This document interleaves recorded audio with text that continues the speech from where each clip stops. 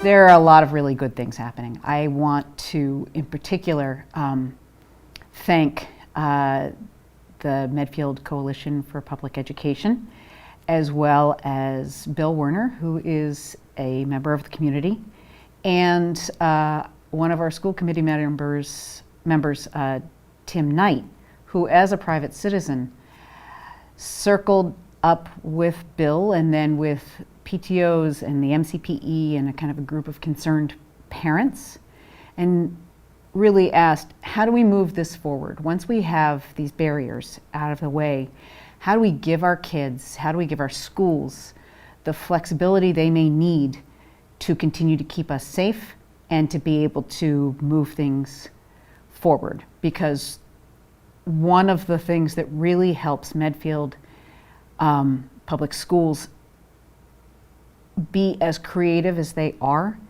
is this ability that we have to be able to tap into funds from the PTO, from MCPE, that it gives us the flexibility that doesn't necessarily come with government spending or with kind of government regulation. So we have a really significant grant coming to us from the federal government, but at the same time that is very prescriptive. But there are immediate needs on the ground, right? All of the layers that we have put in around safety need to remain in place right now for us to be able to keep kids in school and to keep community transmission down. And I know, once again, it does feel like it's springtime and it's wonderful and we all want to be outside. But there is some indication that some of the variants can be a little more aggressive in terms of transmission. So we need to continue all of those layers. And, at a certain point in the budget, we've spent enormous amounts of money on PPE or personal protective equipment and sanitation. And the state has paid for us to do the pooled testing, which has been really, really great. But that funding runs out on April 18th, and then we're kind of on our own. And this group of parents and the MCPE and Mr. Werner have really stepped in to say, okay, we're going to raise funds for that. We're going to make sure that you as a district have the ability to keep our kids in school, keep them safe, and also bring some of that Medfield that sometimes I think people feel like they've lost a little bit while we've been so isolated, right? So while we have this time where we're able to come together and all of our kids are come together, let's see if we can come together.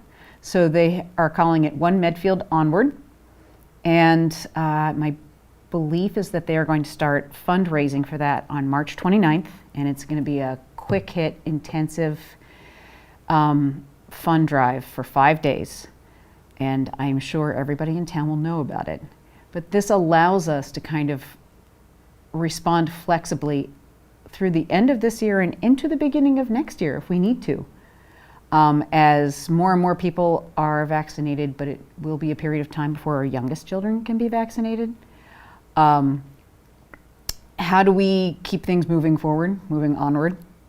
And how do we stay flexible and make sure that we can focus on educating our kids, meeting their social emotional needs that may need increased help over the next year, maintaining their learning progress, helping them elevate where we need to, and it's going to be a period of assessment. But to my mind, I feel like One Medfield Onward transitions us from seeing the light at the end of the tunnel to understanding exactly where the light is. Like, where is the end of that tunnel? And knowing that we can reach it.